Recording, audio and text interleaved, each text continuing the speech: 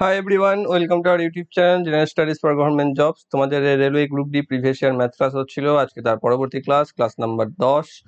এটি হচ্ছে তোমাদের 1/12/2018 ফার্স্ট শিফটের যে কোশ্চেন ছিল সেগুলি কিছু অঙ্ক নিয়ে আজকে আমরা আলোচনা করব। তো এর আগেও আমাদের 9টি ক্লাস হয়ে গেছে, যেখানে আমরা বেশ কিছু সেটের বা শিফটের কোশ্চেন্স নিয়ে আলোচনা করেছি। তো যারা যারা এখনো সেই ভিডিওগুলো দেখোনি, ভিডিও ডেসক্রিপশন বক্সে তার প্লেলিস্ট লিঙ্ক পেয়ে যাবে, সেখান থেকে গিয়ে তোমরা দেখে নেবে। এবং যারা যারা এখনো আমাদের টেলিগ্রাম চ্যানেল জবসকি একাডেমি, ফেসবুক পেজ জবসকি একাডেমি এবং Facebook group general studies for government জবসে জয়েন হওনি, তারা সেখানে জয়েন হয়ে যেতে পারো। সেখানে তোমাদের ভিডিও রিলেটেড ইনফরমেশন এবং পিডিএফ দেওয়া হয়ে থাকে। তো আমাদের আজকের 1/12/2008 ফার্স্ট শিফটের অঙ্ক নিয়ে আলোচনা করব, যার প্রথম অঙ্ক রয়েছে। দেখো, বার্ষিক 10% চক্রবৃদ্ধি সুদের হারে ষান্মাসিক পর্বে 1 বছরের জন্য একটি মূলধন বিনিয়োগ করা হয়েছে। মেয়াদ পূর্তিতে এটি 11,025 হয়ে যায়। মূলধনের পরিমাণ কত? তো এখানে কি বলে দিয়েছে যে সুদের হার হচ্ছে বার্ষিক 10%। ঠিক আছে, এখানে লক্ষ্য করো, বার্ষিক 10% চক্রবৃদ্ধি সুদের হার।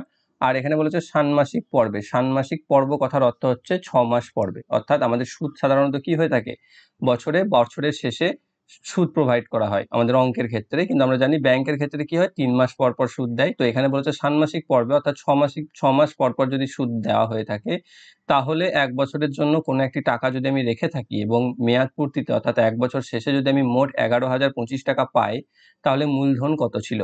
এখানে ষান্মাসিক পর্ব বলতে 6 মাস পর পর, তো 1 বছরকে আমাদের এখানে কটি ভাগ করতে হচ্ছে, যদি টোটাল এখানে 1 বছর মানে থাকে জানুয়ারি টু একদম ডিসেম্বর, তাহলে সেটা 12টা মাস থাকে। 6 মাস মানে হচ্ছে তার হাফ করতে হচ্ছে। এখানে 6 মাস, প্রথম 6 মাস, তারপরে 6 মাস, অর্থাৎ এখানে একবার সুদ প্রোভাইড করবে, আবার দ্বিতীয় ক্ষেত্রে এখানে সুদ প্রোভাইড করবে। এবং সেই ক্ষেত্রে এখানে যে সুদের হার দিয়েছে সেটা কিন্তু বার্ষিক আছে, সেটা কিন্তু ষান্মাসিক নেই। সেই জন্য বছরকে যেহেতু আমাকে অর্ধেক করে নিতে হচ্ছে এখানে, সেই জন্য এখানে বার্ষিক সুদের হার যেটা 10% দেওয়া আছে, সেটাকেও আমাকে হাফ করে নিতে হবে। 10/2 মানে হচ্ছে 5% হয়ে যাবে। ঠিক আছে, 5% হয়ে যাবে। আর এখানে কি বলেছে, ষান্মাসিক পর্বে 1 বছরের জন্য সুদ তো দিচ্ছে, কিন্তু সুদ দিচ্ছে কতবার, এখানে একবার দিচ্ছে, এখানে একবার দিচ্ছে, মানে টোটাল দুবার সুদ দিচ্ছে। তো সেই দুইটাকে আমাদের এখানে বছর হিসাবে বা সময়ের জায়গায় হিসাব করতে হবে। তো সেটা দেখো এখানে করে নিই, যে হচ্ছে কি 5% মানে হচ্ছে আমাদের লিখতে পারি 5-এর 100 বা হচ্ছে 1-এর 20। অর্থাৎ 20 টাকা আমি যদি জমা রাখি, তাহলে এই 5% সুদের হারে 6 মাস পর আমি সুদ পাবো 1 টাকা। অর্থাৎ 1 টাকা যদি সুদ পাই, তো 6 মাস পর পাবো আমি কত, 21 টাকা। আমার যেখানে মূলধন ছিল বা প্রিন্সিপাল ছিল 20 টাকা। এবার কি আছে, এখানে দুবার আমি সুদ পাচ্ছি, তাই এটাকে টু দি পাওয়ার স্কোয়ার করতে হবে। যেখানে n করতাম আমরা, এখানে আমি সুদ সই p into 1+r/100 to the power n, ওই সূত্রটা প্রয়োগ করছি না, কিন্তু ওই সূত্র থেকে পাওয়াই রুলস এটা, যেটা এখানে দেখে নাও। তো এখানে কি করব আমি, তারপরে স্কোয়ার, যেহেতু এখানে দুবার আমি সুদ পাচ্ছি, তাই 2 যদি 3বার পেতাম, যদি এখানে আরো ভাগ করতো 4 মাস পর পর, তাহলে 3 হতো, যদি 3 মাস পর পর করতো তাহলে 4 বসাতাম। ঠিক আছে, এটা হচ্ছে আমাদের করে দিতে হবে। তাহলে আমি এটা থেকে আমি কি পাবো, 441 বা 21 স্কোয়ার মানে 441 বাই 20 স্কোয়ার মানে হচ্ছে 400। অর্থাৎ যদি আমি 400 টাকা রাখি আমার প্রিন্সিপাল হয়, তাহলে 1 বছর পর এই 10% বার্ষিক সুদের হারে ষান্মাসিক রেটে আমি বছরের শেষে পাবো 441 টাকা। আমি পেয়েছি কত টাকা, আমি পেয়েছি 11,025 টাকা। আর আমার রাখা ছিল কত, সেটা আমাকে বার করতে হবে। তুমি এটা ত্রৈরাশিক নিয়মে বার করতে পারো, বা এমনি যে কোনো মেথডে তুমি বার করে নিতে পারো। তো এখানে 441কে যদি আমি 25 দিয়ে গুণ করি, তাহলে পাবো আমি 11,025। তাহলে সেক্ষেত্রে 400কেও আমাকে 25 দিয়ে গুণ করতে হবে। 4×25 হচ্ছে 100, পর দুটো শূন্য, মানে হচ্ছে আমার আসল ছিল 10,000 টাকা। এটি হচ্ছে আমার উত্তর, অপশন এ তে রয়েছে। যে বার্ষিক 10% চক্রবৃদ্ধি সুদের হারে ষান্মাসিক পর্বে 1 বছরের জন্য একটি মূলধন বিনিয়োগ করা হয়েছে। মেয়াদ পূর্তিতে যেটি 11,025 টাকা হয়ে গেলে মূলধনের পরিমাণ হচ্ছে আমাদের 10,000 টাকা। তো এটিও একটি রুলস। তুমি চাইলে p into 1+r/100 to the power n, যেখানে r বসবে 5, n হবে 2, p বসবে না, সমান হবে 11,025। এই সূত্রে p ইকুয়াল টু বার করতে পারো, সেখানেও তোমাদের 10,000ই আসবে। তোমার যেটা ইচ্ছা সেটাতে তুমি করতে পারো। নেক্সট অঙ্ক দেখো কি রয়েছে, এটা একটা আমাদের মধ্যে কনফিউজ তৈরি করে দেবে, যে যদি cos 3x equal to 4cos³ x minus cos 3cos x হয়, তাহলে sec 135 এর মান কত। তাহলে আমরা দেখো এখানে sec 135 ডিগ্রি দিয়ে দিয়েছে। তো আমরা কি জানি যে ডিগ্রিতে নির্দিষ্ট একটা ভ্যালু থাকে, তাই না। এখানে যদি থিটা দিত, এক্স দিত বা অন্য কিছু দিত, তাহলে আমি ভাবতাম। তো এখানে আমার এখানে যে সম্পর্কটা দিয়ে দিয়েছে, সেই সম্পর্কটা আমার কোনো কাজেই লাগবে না, যেহেতু আমাদের এখানে প্রত্যেকটা একটা কোণের নির্দিষ্ট মানের ভ্যালু দেওয়া থাকে। বা ভ্যালু থাকে, তো সেই জন্য এখানে আমার এই যে সম্পর্কটা দিয়েছে cos 3x equal to 4x 4 cos cube x minus 3 cos x, এটা আমার কোনো প্রয়োজন হবে না। এটা ছাড়াই আমি sec 135 ডিগ্রি মান বার করতে পারবো। তার আগে কিছু আমি তোমাদের জেনারেল বলে দিই এই ত্রিকোণমিতির। এটা কি হচ্ছে, আমরা একটা দিক নির্ণয়ের জন্য এরকম করে থাকি, তাই না? তো এটাকে বলা হয় প্রথম 90 ডিগ্রি বা ফার্স্ট কোয়াড্রেন্ট, এটা হচ্ছে দ্বিতীয়, এটা হচ্ছে তৃতীয় এবং এটা হচ্ছে চতুর্থ। কোণের মান যখন ওই প্রথম ঘরে থাকে, অর্থাৎ এটা হচ্ছে 0, এটা হচ্ছে 90 ডিগ্রি, এটা হচ্ছে 180 ডিগ্রি, এটা হচ্ছে 270 ডিগ্রি। কোণের মান যখন এই ঘরে থাকে তখন প্রত্যেকটা, অর্থাৎ all sine cos tan cot sec cosec প্রত্যেকটাই পজিটিভ ভ্যালুতে আসবে। ঠিক আছে, যখন এই ঘরে আসবে অর্থাৎ সেকেন্ড ঘরে আসবে তখন সেখানে কেবলমাত্র সাইন আর কস এই দুটো পজিটিভ আসবে, বাকি সব নেগেটিভ আসবে। তৃতীয় ঘরে যখন অর্থাৎ 180 থেকে 270-এর মধ্যে আসবে সেক্ষেত্রে শুধু ট্যান আর কট পজিটিভ আসবে, বাকি সব নেগেটিভ আসবে। এবং ফোর্থে যখন আসবে তখন সেক আর কোসেক পজিটিভ আসবে, বাকি সব নেগেটিভ আসবে। তো এটা কেন বললাম এবার আমি বলে রাখি। এবার এখানে আমাকে কি দিয়েছে, sec 135, এটাকে যদি আমি 90 ডিগ্রি বেসিসে ভাঙি তাহলে আমি পাবো 90 ডিগ্রি প্লাস 45 ডিগ্রি, ভাঙতে পারি এইভাবে। এইবার দেখো এখানে 90 ডিগ্রি প্লাস 45 ডিগ্রি মানে 135টা কোন ঘরে আসছে, এখানে হচ্ছে 90 ডিগ্রি প্লাস 45 ডিগ্রি মোটামুটি এরকম জায়গায় আসবে, তাই তো? তাহলে এটা হচ্ছে সেকেন্ড ঘর, এবং সেকেন্ড ঘরে সাইন আর কস বাদে সব নেগেটিভ হবে, তাহলে এখানে তো আছে সেক, তাহলে আমার সাইন যেটা আসবে সেটা হবে নেগেটিভ। ওকে, চিহ্ন যেটা থাকবে সেটা হবে নেগেটিভ। এবার দেখো আর একটা কথা, যেটা হচ্ছে কি যে 90 ডিগ্রি এখানে সেকের দেখো 90 ডিগ্রি বা সেকের বিজোড় গুণিতকে যদি থাকে, 90 ডিগ্রির বিজোড় অর্থাৎ 90 ডিগ্রি বিজোড় গুণিতক বলতে 90 ইন্টু 1, 90 ইন্টু 2, 3, 90 ইন্টু 5, এইগুলো হচ্ছে বিজোড় গুণিতক। যদি এরকম থাকে অর্থাৎ 90 ডিগ্রি থাকে বা 270 ডিগ্রি থাকে বা 450 ডিগ্রি থাকে, এরকম যদি থাকে তো এটা তো হবে না, এই গুণিতকে থাকে। আর যদি জোড় গুণিতক বলতে 180 ডিগ্রি আর 360, এই দুটো হচ্ছে জোড়। যদি জোড়ে থাকে তাহলে কোনো রকম পাল্টাবে না, অর্থাৎ সেক সেকই থেকে যাবে। কিন্তু যদি বিজোড় গুণিতকে থাকে অর্থাৎ 90 আর 270, সেক্ষেত্রে সেটি পাল্টে যাবে, তার উল্টোটিতে সেক পাল্টে কি হয়ে যায়, কোসেক, সিও এসিসি, যেহেতু এখানে 90 ডিগ্রি। তাহলে আমার দেখো এই এত দূর পর্যন্ত এই কাজটা কমপ্লিট হয়ে গেল। সেক 90 ডিগ্রি জায়গায় আমি কোসেক লিখতে পারি। তারপরে পড়ে থাকছে কি 45 ডিগ্রি, তো সেটাকে আমি এখানে বসে দেবো 45 ডিগ্রি।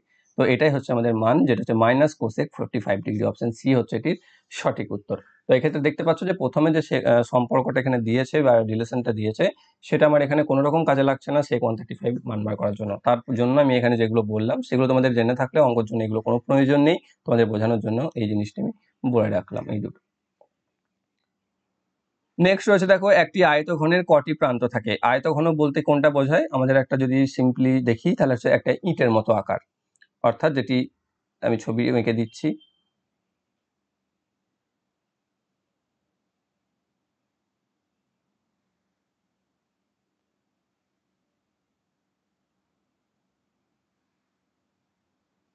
এরকম।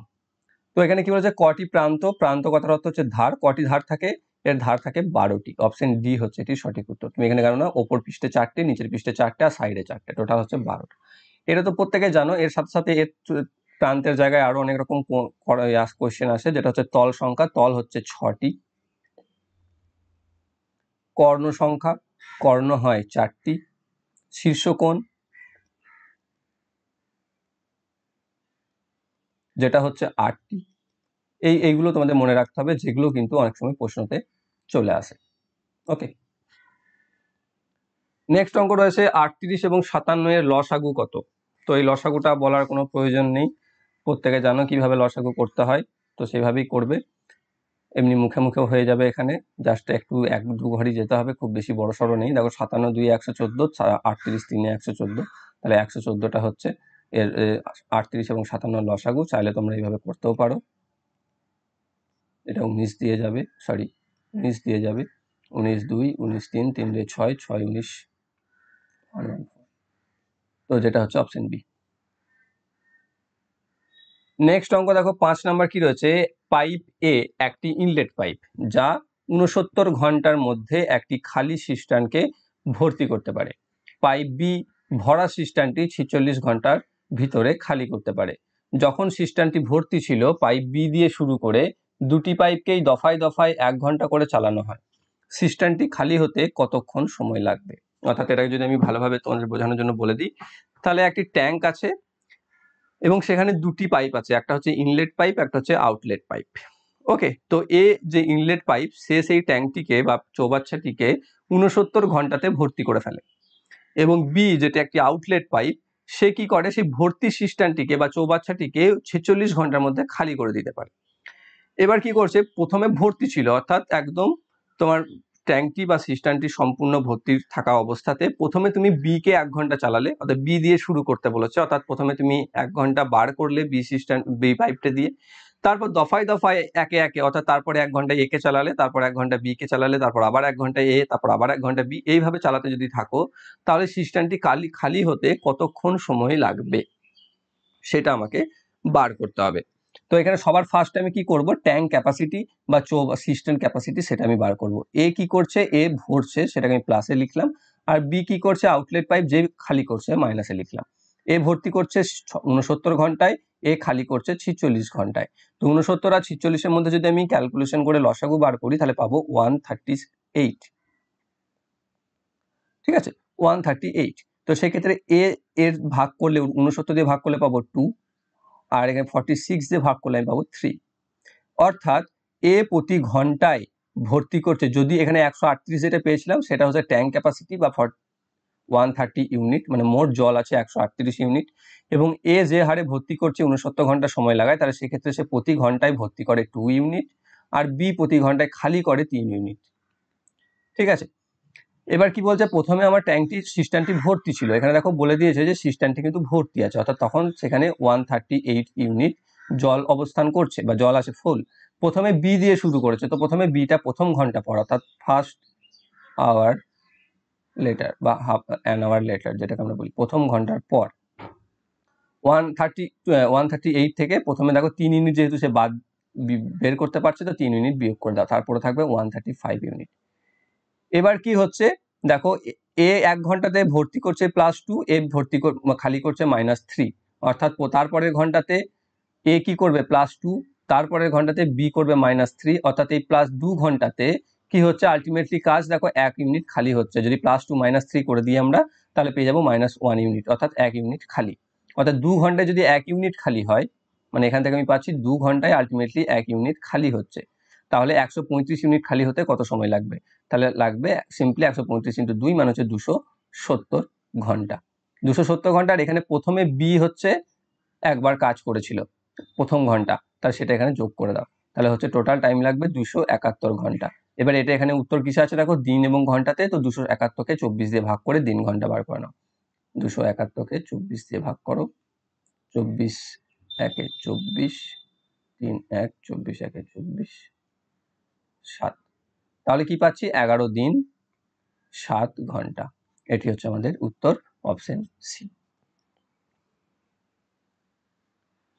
নেক্সট অঙ্ক, 80 কিলোমিটার প্রতি ঘন্টা গতিতে চলমান একটি ট্রেন 9 সেকেন্ডের মধ্যে একটি থাম এবং 27 সেকেন্ডের মধ্যে একটি প্ল্যাটফর্ম পেরিয়ে যায়। প্ল্যাটফর্মের দৈর্ঘ্য কত? দেখো ট্রেন এবং দূরত্ব সংক্রান্ত অঙ্ক প্রচুর করানো হয়েছে, তো এই ক্ষেত্রে এই অঙ্কগুলো তোমাদের আটকানোর একদমই কথা নয় যারা সেই ক্লাসগুলি করেছো। ঠিক আছে, তো এই অঙ্কগুলো হচ্ছে একদম সাধারণ অঙ্ক ট্রেনের ক্ষেত্রে। যেখানে আমরা কি জানি এর ক্ষেত্রে যে নিয়ম সেটা হচ্ছে, ট্রেন যখন কোনো একটি ব্যক্তি, কোনো একটি গাছ, কোনো একটি টেলিগ্রাম পোস্ট বা কোনো একটি থামকে অতিক্রম করে, তখন কেবলমাত্র সে তার নিজের দৈর্ঘ্য অতিক্রম করে। অর্থাৎ যেমন এখানে বলেছে 9 সেকেন্ডে একটি সে থাম অতিক্রম করছে, মানে 9 সেকেন্ডে সে যে দূরত্বটা অতিক্রম করছে সেটা হচ্ছে তার নিজের দৈর্ঘ্য। আর যখন কোনো ব্রিজ, কোনো প্ল্যাটফর্ম এই সমস্ত ক্ষেত্র অতিক্রম করে একটি ট্রেন, তখন সেই ক্ষেত্রে সে নিজের দৈর্ঘ্য, তার সাথে সাথে প্ল্যাটফর্মটির দৈর্ঘ্য অথবা ব্রিজটির দৈর্ঘ্য অতিক্রম করে। অর্থাৎ 27 সেকেন্ডে যে একটি প্ল্যাটফর্ম পেরিয়ে যাচ্ছে, অর্থাৎ 27 সেকেন্ডে সে যে দূরত্বটা অতিক্রম করছে সেখানে সে নিজের দৈর্ঘ্য যাচ্ছে, তার সাথে প্ল্যাটফর্মটির দৈর্ঘ্য যাচ্ছে, দুটো দৈর্ঘ্যই সে যাচ্ছে। তাহলে এখানে গতিবেগ দিয়ে দিয়েছে 80 কিলোমিটার প্রতি ঘন্টা, তাই তো। তো এখানে আমার তো উত্তরে যেগুলো আছে মিটারে আছে, কিলোমিটারে নেই। আবার আমাকে এখানে চেয়ে হচ্ছে সেকেন্ডে 9 সেকেন্ড 27 সেকেন্ড, তো প্রথমেই আমরা এটাকে মিটার প্রতি সেকেন্ড করে নেব। যদি কিলোমিটার প্রতি ঘন্টা থেকে মিটার প্রতি সেকেন্ড করতে হয় তাহলে আমরা জানি কি করতে হয়, 5/18 দিয়ে গুণ করতে হয়। তো এটা গুণ করে আমি যেটা পাবো সেটা হচ্ছে ট্রেনটির মিটার প্রতি সেকেন্ডে গতিবেগ, অর্থাৎ এত মিটার যাবে প্রতি সেকেন্ডে। আমাকে প্রথমে বার করতে হবে কত সেকেন্ডে, 9 সেকেন্ডে কতটা যাচ্ছে। তাহলে এটাকে 9 দিয়ে গুণ করে দাও, 9 2 18, 2 4 40, মানে হচ্ছে 200 মিটার। তাহলে 9 সেকেন্ডে সে যাচ্ছে কত, 200 মিটার, যেটি হচ্ছে তার নিজের লেন্থ। ঠিক আছে, আবার একবার কি আছে 27 সেকেন্ডে, তো সেম ভাবে তুমি 27 সেকেন্ডে বার করো। একবার এখানে তুমি এটাকে আরো শর্ট করতে পারো, যে 9 সেকেন্ডে যদি 200 মিটার যায় তাহলে 9 এর 3 গুণ হচ্ছে 27, তো 200কেও 3 দিয়ে গুণ করে 600 করে ফেলতে পারো। না হলে যদি মাথায় না ঢোকে তাহলে তুমি এটাই করবে 80 × 5/18 ইন্টু, এবার 27 সেকেন্ডে আমি বার করবো। এখানেও তাই 9 দিয়ে 3, 9 দিয়ে 2, 2 দিয়ে 40, 4 5 20, 200 × 600 মিটার। ঠিক আছে, তাহলে কি আছে দেখো, এটা হচ্ছে তার নিজস্ব দৈর্ঘ্য বা লেন্থ, এটা হচ্ছে কি প্ল্যাটফর্ম প্লাস লেন্থ এটা। তাহলে প্ল্যাটফর্ম প্লাস লেন্থ থেকে যদি আমি লেন্থ বাদ দিয়ে দিই তাহলে শুধু প্ল্যাটফর্ম পড়ে থাকবে। ঠিক সেরকম ভাবে 600 মিটার থেকে 200 মিটার যদি আমি বাদ দিয়ে দিই তাহলে আমি প্ল্যাটফর্মের দৈর্ঘ্য পেয়ে যাব, যেটা হচ্ছে 400 মিটার। অপশন বি হচ্ছে এটির সঠিক উত্তর। নেক্সট অঙ্ক, একটি সামন্তরিকের উচ্চতা হলো তার ভূমির 1/3 ভাগ। যদি সামন্তরিকটির ক্ষেত্রফল 243 বর্গ সেন্টিমিটার হয় তাহলে সামন্তরিকটির উচ্চতা কত হবে? ওকে, তো একটা সামন্তরিক আমি ড্র করি।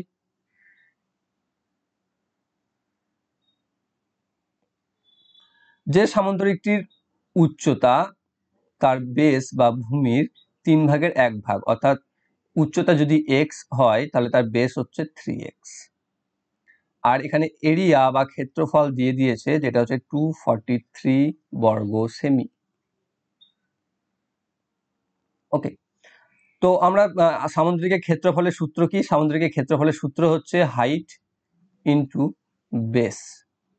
এখানে দেখো হাইট ধরেছি আমি x, বেস ধরেছি আমি 3x সমান 243, বা 3x² সমান 243, বা x² 3 দিয়ে ভাগ করে দাও, 3 8 24, 3 1 3, বা x = 9। কতটা সেমি আছে, সেমি। তাহলে x কি ধরেছিলাম এখানে, আমি x ধরেছিলাম হাইট, তাহলে আমার চেয়েছে কি হাইট, তো সেটা হচ্ছে 9 সেন্টিমিটার। অপশন সি হচ্ছে এটির সঠিক উত্তর।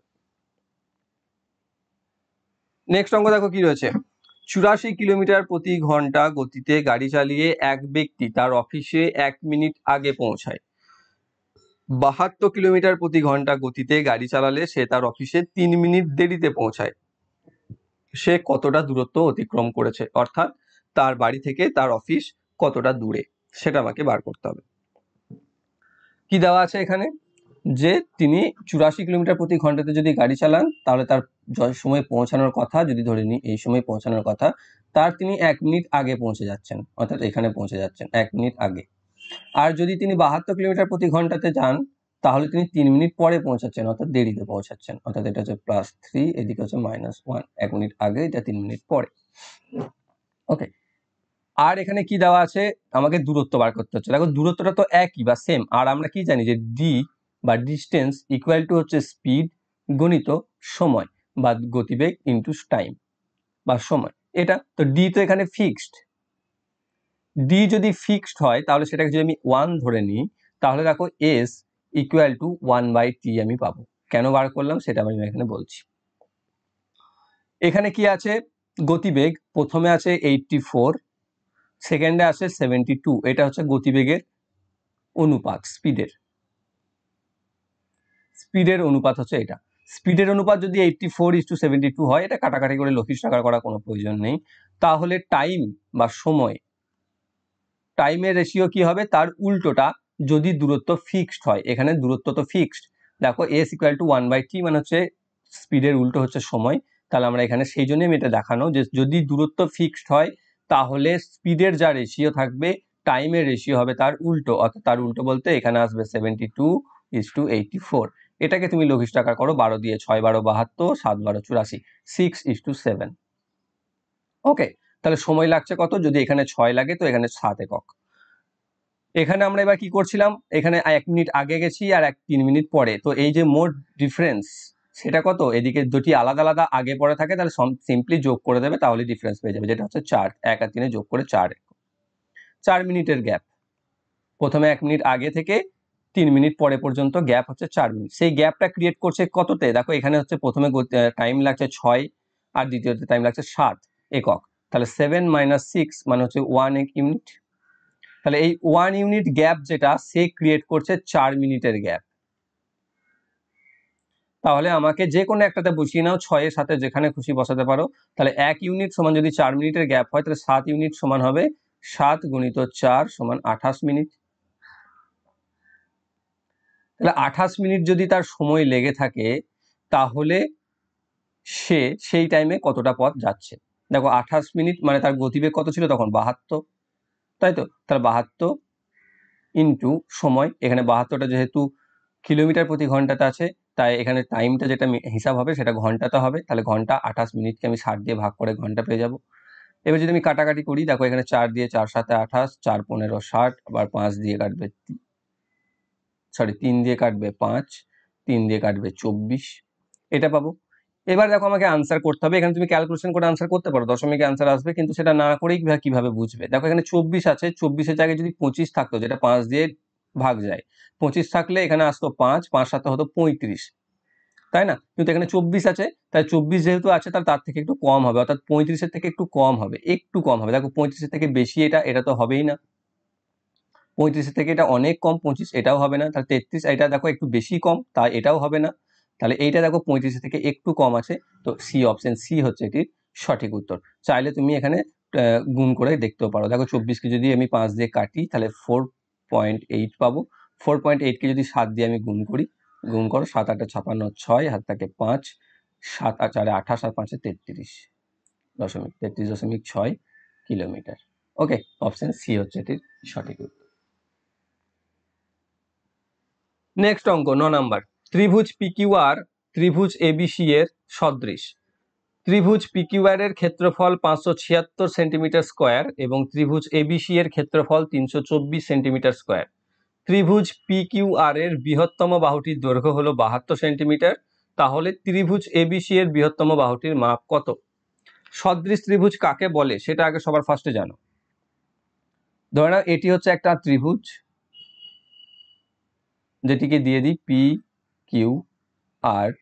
এর যা অ্যাঙ্গেল রেশিও আছে, অর্থাৎ এটা যত ডিগ্রি কোণ, এটা যত ডিগ্রি কোণ, এটা যত ডিগ্রি কোণ, সেই অ্যাঙ্গেল ঠিক রেখেই আমি আর একটা ত্রিভুজ যদি অঙ্কন করি, সে এর থেকে ছোট অথবা বড় হতে পারে, তখন সেই ত্রিভুজ দুটোকে বলা হয় সদৃশ ত্রিভুজ। অর্থাৎ যে ত্রিভুজগুলি 3টে কোণ সমান, অর্থাৎ 3টে কোণ বলতে তার একে অপরের সাথে সমান নয়, মানে এই ত্রিভুজের এই কোণটার সাথে এই ত্রিভুজের এই কোণটা সমান হবে, এই ত্রিভুজের এই কোণটার সাথে এই ত্রিভুজের এই কোণটা সমান হবে, এবং এই কোণটার সাথে এই কোণটা সমান হবে। এবং সেক্ষেত্রে যদি আমি এটার নাম দিয়ে দিই ABC, তাহলে এখানে কি দেওয়া আছে, ত্রিভুজ PQR এর ক্ষেত্রফল দিয়ে দিয়েছে 576 সেমি স্কোয়ার, আর এখানে ABC এর ক্ষেত্রফল দিয়ে দিয়েছে 324 সেন্টিমিটার স্কোয়ার, আর এখানে PQR এর বৃহত্তম বাহু অর্থাৎ এই বাহুটা যেটা দিয়ে দিয়েছে 72, তাহলে আমাকে বার করতে হবে BC এইটা কত।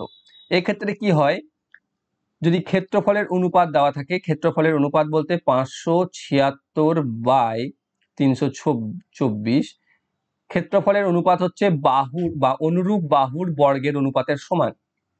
অনুরূপ বাহু বলতে এখানে দেখো যেমন 72টার সাথে বা QR বাহুটার সাথে এখানে BC বাহুটা অনুরূপ। যদি এই বাহুটার সাথে বলতো তাহলে এই বাহুটার সাথে এই বাহুটা অনুরূপ, আবার এই বাহুটার সাথে বললে এই বাহুটার সাথে এই বাহুটা অনুরূপ। ঠিক আছে, অর্থাৎ PQ এর সাথে AB অনুরূপ, PR এর সাথে AC অনুরূপ, আর QR এর সাথে BC অনুরূপ। তাহলে আমাকে এখানে তো গল্প BC নিয়ে, তো আমি PQ, AB, AC বা PR এসব নিয়ে যাব না। তো সেই অনুরূপ বাহুর বর্গের অনুপাতের সমান হয়, অর্থাৎ বর্গের অনুপাত বলতে আমি এখানে লিখতে পারি QR/BC স্কোয়ার।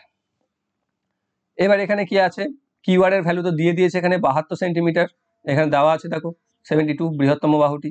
তাহলে এখানে আমি লিখতে পারি 576কে যদি আমি বর্গমূল করি, তাহলে আমরা জানি কি যে 24-এর বর্গ হচ্ছে 576, আর 324টা হচ্ছে একটা পূর্ণবর্গ সংখ্যা, তাই এরও একটা বর্গমূল পাবো যেটা হচ্ছে 18। তাই 24/18 এর স্কোয়ার সমান হচ্ছে 72 বাই, যেটা আমাকে জানতে চাইবো, BC এর স্কোয়ার। দুটোরই স্কোয়ার হাটিয়ে দাও, হাটিয়ে দিলে আমি পেয়ে যাবো কি 24/18 সমান 72/BC। এবার এখানে ওপরে কেটে দাও 24 3 72, তাহলে বিসি ইকুয়াল টু 3 18 54 সেমি। ওকে, তাহলে যদি এই বৃহত্তম বাহুটা 72 সেন্টিমিটার হয় তাহলে এর বৃহত্তম বাহুটা কত হবে? 54 সেন্টিমিটার। অপশন এ তে আছে সঠিক উত্তর। নেক্সট একটা সিম্পলিফিকেশন বা ম্যাথ যোগ দিয়েছে তোমাদের, ঠিক আছে? তো যোগটা তোমাকে করতে হবে এবং এর যোগ নিজে নিজে করে নিও। 1.5 আমরা জানি যে দশমিককে এক লাইনে রেখে বসাতে হয়, বসিয়েও করে দিই হচ্ছে। প্রথমে বড় থেকে বসিয়ে নাও, ছোট থেকে যা খুশি করে বসাতে পারো, দশমিক এক লাইনে থাকলেই হবে। তো 1.5505, তারপর আছে 1.055, তারপর আছে 1.505, তারপর আছে 1.5। এটাকে যোগ করতে হবে। এখানে নামবে 5, এখানে নামবে 5 5 10 0, এখানে লাগবে 1, 5 আর 6 5 11 1, 15 16 6, আর লাগবে 1 5, তাহলে 5.6105। অপশন সি হচ্ছে এটি সঠিক। নেক্সট অঙ্ক 112 এবং 84 গসাগু কত? 112 এবং 84 গসাগু হচ্ছে 28। অপশন সি হচ্ছে এটি সঠিক উত্তর। এগুলো আর বলতে হচ্ছে না বেশি, সিম্পলি করে দেবে গসাগু যেভাবে খুশি, ভাগ প্রক্রিয়ায় উৎপাদকে যেমন ভাবে ইচ্ছা। ঠিক আছে, তো ভাগ প্রক্রিয়াতে দেখিয়ে দিই 1 1 2 সবসময় উৎপাদকই দেখায়।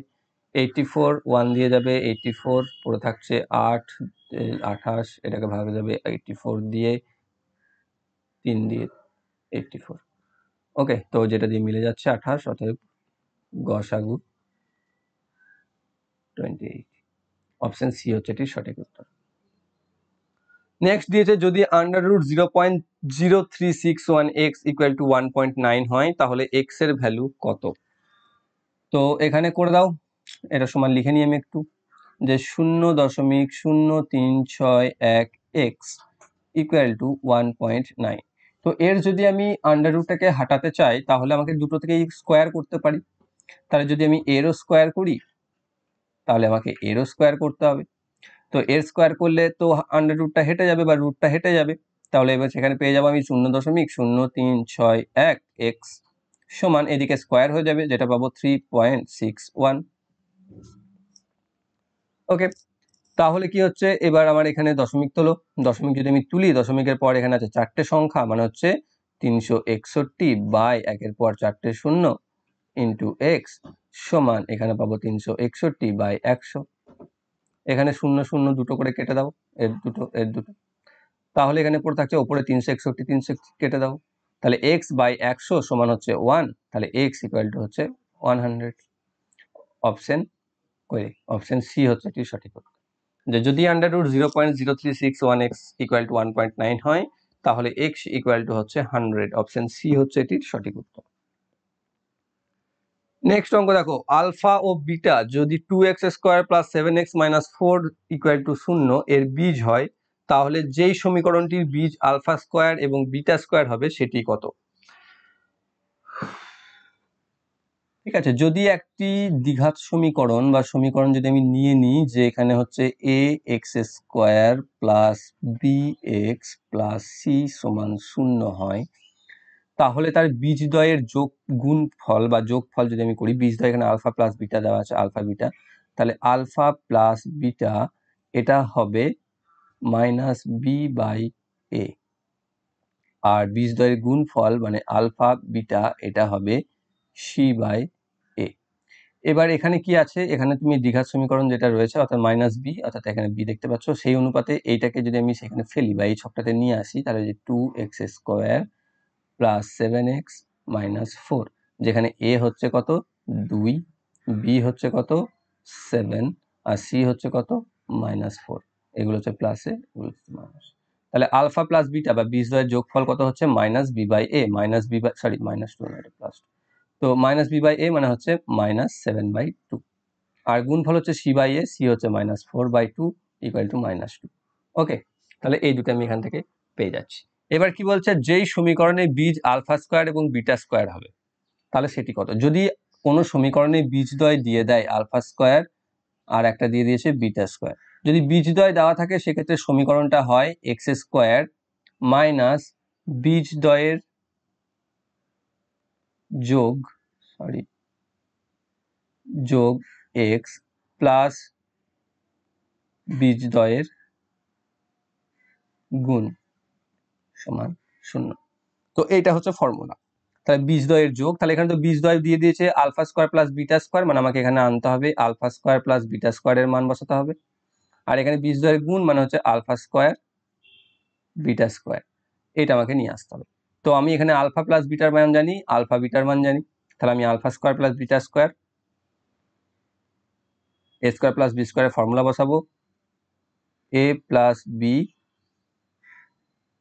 Into minus two square minus two A B, তাই তো। এ স্কোয়ার প্লাস বি স্কোয়ারের ফর্মুলা হচ্ছে A plus B whole square minus two A B বা A minus B whole square plus two A B. তো এই ক্ষেত্রে যেহেতু আমার প্লাসের মান রাখা আছে আগে থেকে, তো আমি প্লাসের হিসাবে আনবো এবং লিখতে পারি যে আমি এ প্লাস বি এর whole square minus two A B. A plus B এর মান জানি আলফা প্লাস বিটা হচ্ছে -7/2, তাহলে -7/2 এর square minus two into alpha বিটার মানও -2, তাহলে এখান থেকে আমি পাচ্ছি স্কোয়ার করে দিলে মাইনাস হেঁটে যাবে, তাহলে 49/4, এখানে গুণ করলে পেয়ে যাবো +4, 49+4 মানে হচ্ছে 49 + 16 মানে হচ্ছে 65/4। তাহলে এখানে alpha square beta square plus beta স্কোয়ারের মান কত পেলাম 65/4। এবার আর আমাদেরকে কি বার করতে হবে আলফা স্কোয়ার বিটা স্কোয়ার, তাহলে আলফা স্কোয়ার বিটা স্কোয়ার সমান লিখতে পারি আলফা বিটার হোল স্কোয়ার, আলফা বিটার মান জানি -2 এর স্কোয়ার সমান হচ্ছে 4। এবার এখানে বসিয়ে দাও, তাহলে এক্স স্কোয়ার মাইনাস এখানে কি আছে 65/4 মানে প্লাসে মাইনাসে মাইনাসই থাকবে, এখানে বসবে 65/4x প্লাস এখানে কত থাকবে গুণ যেটা হচ্ছে 4। তো প্রথমে মাইনাস আছে পরে প্লাস আছে, এই চিহ্নটা তো আর পাল্টাবে না, আমার রূপ যাই পাল্টাক না কেন। তো সেটা উত্তর দেখো মাইনাস প্রথমে মাইনাস পরে প্লাস আছে কোথায়, সেটাই হচ্ছে আমাদের সঠিক উত্তর, যেটা হচ্ছে অপশন এ তে আছে প্রথমে মাইনাস পরে প্লাস। কই পয়েন্টার কই, তাহলে প্রথমটা এখানে দেখো প্রথমে মাইনাস আছে পরে প্লাস আছে, তুমি এটা না বসিয়েও করতে পারতে। এবার যদি আমি এখানে বসিয়ে নিই তাহলে দেখো এখানে প্রত্যেকটিকে যদি আমি 4 দিয়ে গুণ করে দিই তাহলে আমার এখানে এই তলার যে 4টা আছে সেটা উঠে যাবে, তাহলে এখানে পাবো 4x square minus 65x plus 16, তো যেটি আছে অপশন এ তে। তো এ হচ্ছে সেটির সঠিক উত্তর, যে এমন একটি সমীকরণ যার বীজদ্বয় হবে আলফা স্কোয়ার ও বিটা স্কোয়ার। ওকে, তো এটা একটু টাফ, কিন্তু তুমি না করে একটু আগে স্টেপ একটু কমিয়ে চিহ্ন দেখে তুমি আনসার করতে পারো। অপশন এ হচ্ছে এটি সঠিক উত্তর। তো এই ছিল প্রথম 13টি অঙ্ক, পরবর্তী অঙ্কগুলি তোমরা পরের ক্লাসে পেয়ে যাবে। তো যারা যারা বাকি অঙ্কগুলির ক্লাস এখনো দেখোনি তারা ভিডিও ডেসক্রিপশন বক্সে প্লেলিস্ট লিঙ্ক দেওয়া থাকবে, সেখান থেকে গিয়ে চেক আউট করে নেবে। এবং যদি তোমাদের ভিডিওটি ভালো লেগে থাকে তাহলে অবশ্যই একটি লাইক করবে এবং বন্ধুদের শেয়ার অবশ্যই করে দেবে। এবং চ্যানেলতে যারা যারা নতুন রয়েছে তারা চ্যানেলটিকে সাবস্ক্রাইব করে রেখে বেল আইকনটি প্রেস করে দিও, যাতে ভবিষ্যৎ ভিডিও নোটিফিকেশন সকলের আগে দেখতে পাও। Thank you for watching.